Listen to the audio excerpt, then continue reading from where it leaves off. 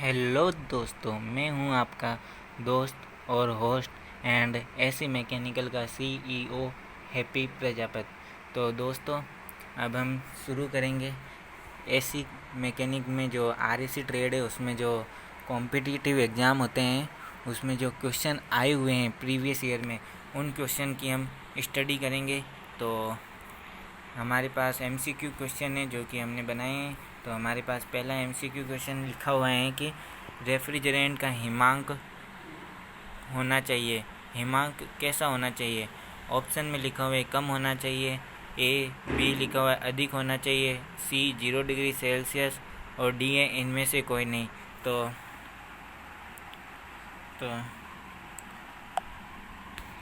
दोस्तों, हमें पता है कि जो आदर्श रेफ्रिजरेंट होते हैं उसका हिमांक हमेशा कम होता है। ये क्वेश्चन डीआरडीओ मशीनिस्ट में एग्ज़ाम में आया हुआ है, डीआरडीओ के एग्ज़ाम में 2016। तो अब हम देखते हैं कि इसका राइट आंसर क्या है और यह आंसर क्यों होगा। तो इसका राइट आंसर है ए के रेफ्रिजरेंट का हिमांक कम होना चाहिए। एक आदर्श रेफ्रिजरेंट का हिमांक कम होना चाहिए। आदर्श रेफ्रिजरेंट में क्या क्या गुण होना चाहिए? इसमें लिखा हुआ है कि नंबर 1 में लिखा हुआ है कि एक आदर्श रेफ्रिजरेंट होता है, जो आइडियल रेफ्रिजरेंट होता है उसका क्वथनांक निम्न होना चाहिए और हिमांक निम्न होना चाहिए, फ्रीजिंग पॉइंट निम्न होना चाहिए, इसकी विशिष्ट ऊष्मा निम्न और लेटेंट हीट उच्च होनी चाहिए, क्रिटिकल दाब तथा ताप उच्च होना चाहिए और जो रेफ्रिजरेंट है वह जहरीला नहीं होना चाहिए। जो रेफ्रिजरेंट है वह जहरीला नहीं होना चाहिए। तो दोस्तों, अगला नेक्स्ट क्वेश्चन है कि रेफ्रिजरेंट की शांता होनी चाहिए। ए अधिक होनी चाहिए, बी कम होनी चाहिए, सी कोई भी और डी है ए और बी दोनों। तो इसका राइट आंसर है बी कम होनी चाहिए। रेफ्रिजरेंट की शांता कम होनी चाहिए। यह क्वेश्चन डीआरडीओ में आया हुआ है, डीआरडीओ का एग्ज़ाम था।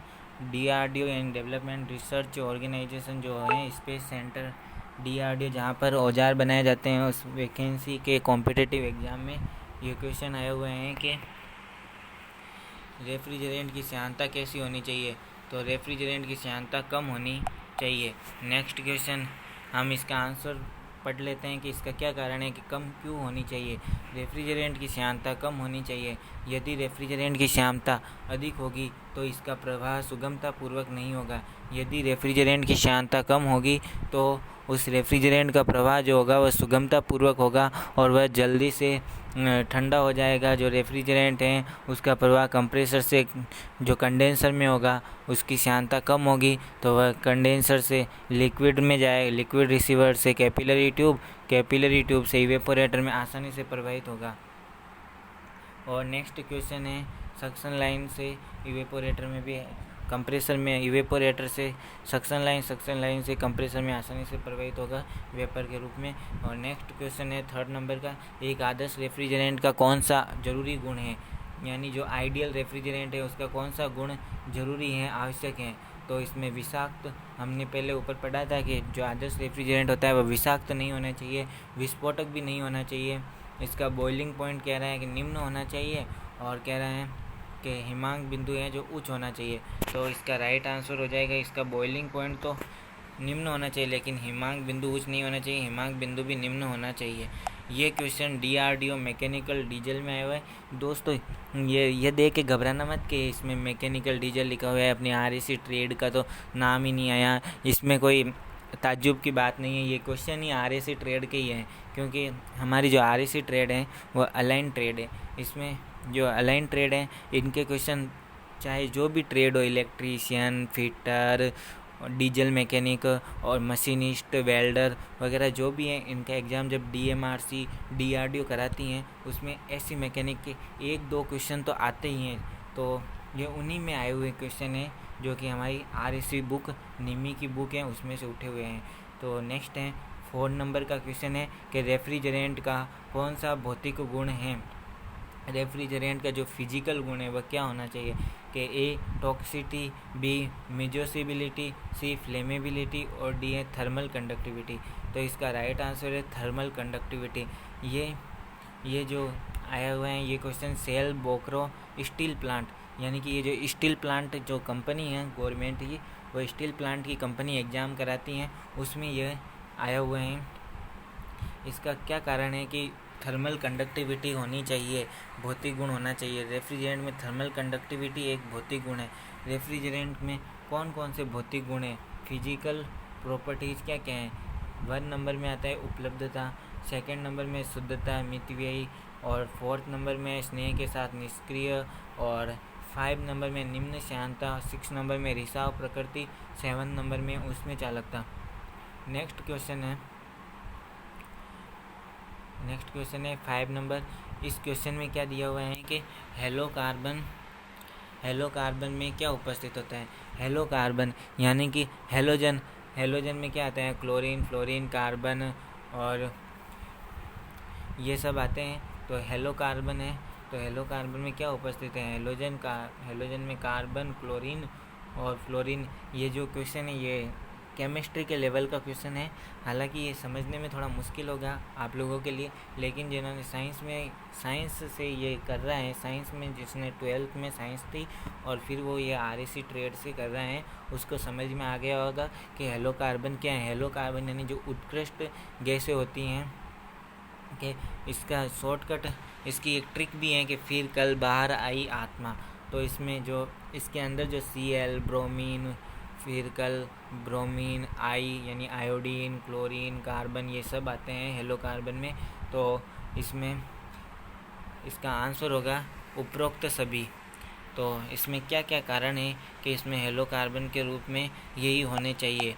तो हेलो कार्बन में क्लोरीन, कार्बन, फ्लोरीन उपस्थित होते हैं। ये रेफ्रिजरेंट सामान्यतः कार्बन, क्लोरीन और फ्लोरीन आदि से मिलकर बनाया जाता है, क्योंकि जो हेलो कार्बन रेफ्रिजरेंट होता है उसमें क्लोरीन, कार्बन और फ्लोरीन तीनों का मिश्रण होता है। इनसे मिलाकर एक रेफ्रिजरेंट बनाया जाता है, जैसे कि क्लोरोफ्लोरोकार्बन CFC। हालांकि ये जो CFC हैं इसको बंद कर दिया गया है। ये मार्केट में बहुत ही कम जिसको ज़रूरी हो और जिसके पास लाइसेंस हो वही इस CFC का यूज कर सकते हैं, क्लोरोफ्लोरोकार्बन, क्योंकि यह ओजोन परत को निष्क्रिय करता है, इसलिए इसका यूज बैंड कर दिया गया है गवर्नमेंट की तरफ से। जो कि क्योटो प्रोटोकॉल हुआ, मॉन्ट्रियल प्रोटोकॉल हुआ था, उसमें इसको निष्क्रिय किया गया था। नेक्स्ट क्वेश्चन है 6 नंबर में, हेलो कार्बन का अन्य नाम। जो हेलो कार्बन है उसको किस नाम से जाना जाता है? हेलो कार्बन में जो हेलो कार्बन है वो फ्रियोन समूह से जाना जाता है, फ्रियोन समूह के नाम से, और क्लोरोफ्लोरोकार्बन के नाम से जाना जाता है। तो इसका राइट आंसर हो जाएगा C, A और B दोनों, यानी कि क्लोरोफ्लोरोकार्बन और फ्रियोन समूह। नेक्स्ट इसमें आंसर में क्या लिखा हुआ है कि हेलो कार्बन रेफ्रिजरेंट सामान्यतः कार्बन, क्लोरीन, फ्लोरीन से मिलकर बना होता है, इसलिए इन्हें क्लोरोफ्लोरोकार्बन रेफ्रिजरेंट तथा फ्रियोन समूह रेफ्रिजरेंट भी कहा जाता है। अगला नेक्स्ट है 7 नंबर का क्वेश्चन है कि ओजोन परत को हानि पहुंचाने वाला कारक क्या है? ये क्वेश्चन तो RSC ट्रेड में जो एडमिशन लेते ही ये क्वेश्चन तो फिक्स है, ये क्वेश्चन तो एग्ज़ाम में आता ही है, चाहे कोई भी कॉम्पिटिटिव एग्ज़ाम हो, ओजोन परत का तो आता ही। ओजोन परत ही मोस्ट इम्पोर्टेंट है। ओजोन परत को समझने के लिए ही RSC ट्रेड बनाई गई है। तो दोस्तों ओजोन परत को हानि ना पहुँचे, इसीलिए हमने हेलो कार्बन रेफ्रिजरेंट का यूज किया है, और हेलो कार्बन रेफ्रिजरेंट का आविष्कार किया गया था हमारे साइंटिस्ट के द्वारा। तो इसमें क्लोरीन को रोकना है, इसलिए इसमें हेलो कार्बन रेफ्रिजरेंट का प्रयोग किया गया था। तो इसका हानि पहुंचाने वाला कारक है वो है क्लोरीन। ये क्वेश्चन हमारे आया हुआ था रेलवे NTPC में आया हुआ था 2014। इसका आंसर दिया हुआ है ओजोन परत को हानि पहुंचाने वाले कारक क्लोरीन हैं, क्योंकि क्लोरीन वातावरण में मिलकर जब ओजोन से क्रिया करता है तो क्लोरीन मोनोऑक्साइड बनाता है तथा ऑक्सीजन गैस को मुक्त करता है, जिसके कारण ओजोन परत का क्षय होता है, जिससे पराबैंगनी किरणें पृथ्वी पर पहुंचकर हानिकारक बीमारियां जैसे त्वचा कैंसर आदि उत्पन्न करती हैं। इसलिए इसको रोकने के लिए हमने फ्रियोन समूह के रेफ्रिजरेंट का यूज शुरू किया है। अगला है 8 नंबर का क्वेश्चन है कि हाइड्रोकार्बन समूह के अंतर्गत आने वाला रेफ्रिजरेंट कौन सा है? हाइड्रोकार्बन समूह के अंतर्गत आने वाला रेफ्रिजरेंट है इथेन, ब्यूटेन, प्रोपेन, ये सभी। तो दोस्तों इसमें ये सभी आते हैं जो कि हाइड्रोकार्बन रेफ्रिजरेंट में आता है। ये दोस्तों ये भेल हैदराबाद 2014, ये भेल के एग्ज़ाम में आया हुआ है दोस्तों। ये ये महारत्न कंपनी में से एक कंपनी है। ये भेल कंपनी में क्या होता है, भेल कंपनी में जब हमारा सिलेक्शन हो जाता है, इस कंपनी में अप्रेंटिस भी होती हैं। ये अप्रेंटिस है ना, जो भी कंपनियां उसमें मान्य अप्रेंटिस हैं। किसी भी कंपनी में जाना चाहो आप, उस कंपनी में जाने के लिए आप भेल में अप्रेंटिस कर दो, तो अभी ये बहुत महत्वपूर्ण है। तो दोस्तों, हम इस जो हमारे ये जो सेशन है, ये जो वीडियो शुरू है, इस वीडियो में हम क्वेश्चन तो पढ़ेंगे, क्वेश्चन के साथ साथ हम जो वैकेंसी आती हैं RSC ट्रेड में, उन वैकेंसियों का भी डिस्कशन करेंगे।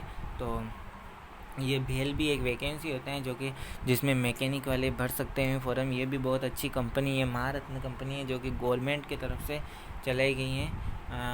तो ये जो कंपनी है, इसकी जो 25 ब्रांच हैं, जो कि बाहर है, UK में, दुबई में वगैरह, इसकी बाहर ब्रांचें भी हैं। तो अभी इसके जो आंसर था उसका कारण क्या है कि ये हाइड्रोकार्बन रेफ्रिजरेंट में समूह में इथेन, प्रोपेन और ब्यूटेन होते हैं। हाइड्रोकार्बन समूह के अंतर्गत आने वाले रेफ्रिजरेंट इथेन, प्रोपेन और ब्यूटेन है। हाइड्रोकार्बन रेफ्रिजरेंट पर्यावरण के अनुकूल होते हैं। इन रेफ्रिजरेंट में उपयुक्त उष्मागतिकीय गुण होते हैं। इनके विस्फोटक गुणों तथा अत्यंत ज्वलनशीलता के कारण वर्तमान में इनका उपयोग बहुत ही कम किया जाता है। नेक्स्ट है 2 या 2 से अधिक, 9 नंबर का क्वेश्चन। 2 या 2 से अधिक रेफ्रिजरेंट को निश्चित अनुपात में मिलाने से प्राप्त रेफ्रिजरेंट क्या कहलाता है? A. जियोट्रॉप्स, B. Azeotropes, C. Halocarbon, D. Chlorofluorocarbon. Right answer है एजियोट्रॉप्स हैं कि 2 या 2 से अधिक रेफ्रिजरेंट को निश्चित अनुपात में मिलाने पर कौन सा रेफ्रिजरेंट बनता है? आंसर में क्या कारण है कि 2 या 2 से अधिक रेफ्रिजरेंट को निश्चित अनुपात में मिलाने से प्राप्त रेफ्रिजरेंट एजियोट्रॉप्स कहलाता है। इन्हें ताप, दाब व अन्य युक्तियों द्वारा पृथक नहीं किया जा सकता। इनके गुणधर्म भी अपने घटक के गुणधर्मों से भिन्न होते हैं। क्वेश्चन नंबर 10 एजियोट्रॉप समूह का रेफ्रिजरेंट है।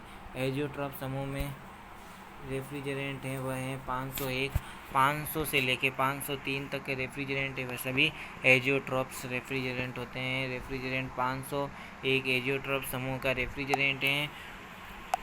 कुछ एजियोट्रॉप्स रेफ्रिजरेंट निम्न हैं। ए में है रेफ्रिजरेंट 500, इसमें रेफ्रिजरेंट 12 73.8% और रेफ्रिजरेंट 152 26.2% तक मिलाया जाता है। रेफ्रिजरेंट 501 होता है, ये रेफ्रिजरेंट 22 75% और रेफ्रिजरेंट 12 25% का मिश्रण होता है। ठीक है, तो दोस्तों अभी हम ये वीडियो का सेशन यहीं पर ख़त्म करते हैं। अगला वीडियो हम फिर जल्दी लेके आएंगे। तो यह आपको वीडियो कैसा लगा? अगर आपको ये वीडियो अच्छा लगा तो आप इसे लाइक सब्सक्राइब करें, और हमें अगर आपको किसी भी चीज़ के बारे में समझ में ना आए हो तो आप हमें कमेंट बॉक्स में कमेंट लिखें, ताकि हम उसका सॉल्यूशन करके जल्दी आपको बताएं। तो आप हमारी वीडियो को लाइक और सब्सक्राइबर करें। Thanks for watching this video.